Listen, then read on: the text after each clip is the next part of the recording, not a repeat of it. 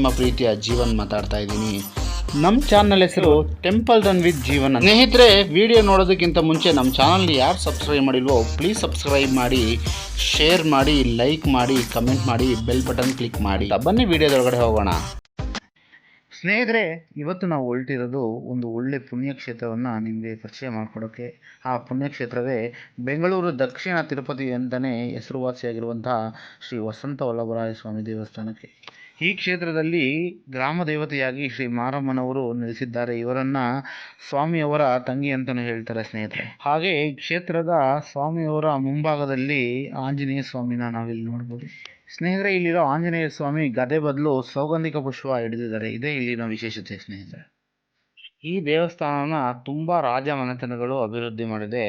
ಈಗ ಈ ಘನ ಸರ್ಕಾರ ಇದರ ನಿರ್ವಹಣೆಯನ್ನು ಹೊಂದಿದೆ ಸ್ನೇಹಿತರೆ, ನಾವು ದೇವರನ್ನ ದರ್ಶನಕ್ಕೆ ಹೋಗೋ ಟೈಮಲ್ಲಿ ನಮಗೆ ಗರುಡ ಸ್ವಾಮಿಯವರು ದರ್ಶನ ನೀಡುತ್ತಾರೆ.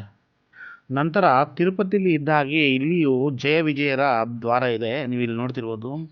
ಜಯ ಮತ್ತು ವಿಜಯ ನಾವು ದರ್ಶನ ಮಾಡಿಕೊಂಡು ಸ್ವಾಮಿಯವರ ದರ್ಶನಕ್ಕೆ ಹೋಗಬೇಕಾಗತ್ತೆ. ಇವತ್ತು ಏನು ವಿಶೇಷಕ್ಕೆ ನಾವು ಭೇಟಿ ನೀಡಿದ್ದೀವಿ ಅಂದರೆ, ಇಲ್ಲಿ ಸ್ವಾಮಿಯವರ ಬ್ರಹ್ಮರಥೋತ್ಸವ ನಡೆದಿದೆ. ಆ ದೇವಸ್ಥಾನದ ಜಾತ್ರೆ ಮತ್ತು ದೇವರ ವಿಶೇಷತೆ ತಿಳ್ಕೊಳ್ಳೋಣ. ಸ್ನೇಹಿತರೆ, ದೇವಸ್ಥಾನದ ಒಳಗಡೆ ಹೋಗಿದ ತಕ್ಷಣ ನಮಗೆ ಶ್ರೀ ವೀರಾಂಜನೇಯ ಸ್ವಾಮಿಯವರು ದರ್ಶನ ನೀಡ್ತಾರೆ. ಇದಾದ ನಂತರ ಚಕ್ರತಾಳ್ವಾರ್ ಅವರು ದರ್ಶನ ನೀಡ್ತಾರೆ. ಅದಾದ ನಂತರ ರಾಮಾನುಜ ಸ್ವಾಮಿ ಸನ್ನಿಧಿಯೂ ಇಲ್ಲಿದೆ.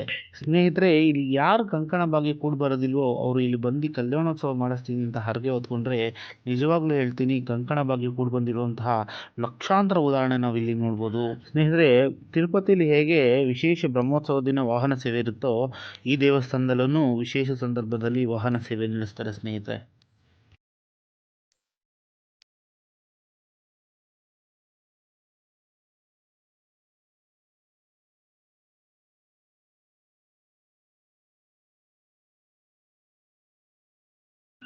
ಕಲ್ಯಾಣಾದ್ಭುತಗಾತ್ರಾಯ ಕಾಮಿತಾರ್ಥ ಪ್ರದಾಯಿನೇ ಶ್ರೀಮದ್ ವೆಂಕಟನಾಥಾಯ ಶ್ರೀನಿವಾಸಾಯ ಮಂಗಳಂ.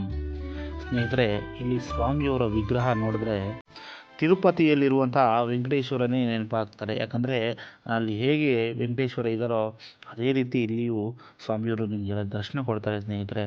ಆ ದಿವ್ಯ ಮಂಗಳ ರೂಪ ನೀವು ನೋಡಿದ್ರೆ ನಿಮ್ಮೆಲ್ಲ ಸಂಕಷ್ಟಗಳನ್ನು ಮರೆತು ಮನಸ್ಸಿನಲ್ಲಿ ನೀವೇನು ಕೊಡಿದ್ರೋ ಅದು ನೆರವೇರುತ್ತೆ ಸ್ನೇಹಿತರೆ.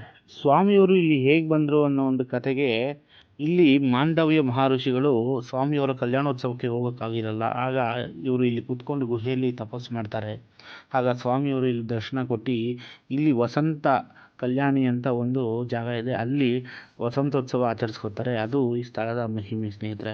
ಆ ಗುಹೆಯನ್ನು ನಾವು ಈಗಲೂ ದೇವಸ್ಥಾನ ಹಿಂಭಾಗದಲ್ಲಿ ನೋಡ್ಬೋದು ಸ್ನೇಹಿತರೆ. ಆಗಿನಿಂದ ಈಗಿನವರೆಗೂ ಮಾಘ ಮಾಸದಲ್ಲಿ ಬರುವಂತಹ ಮಖಾ ನಕ್ಷತ್ರ ದಿನ ಇಲ್ಲಿ ರಥೋತ್ಸವಗಳು ಇಲ್ಲಿ ನಡೆಯುತ್ತೆ ಸ್ನೇಹಿತರೆ.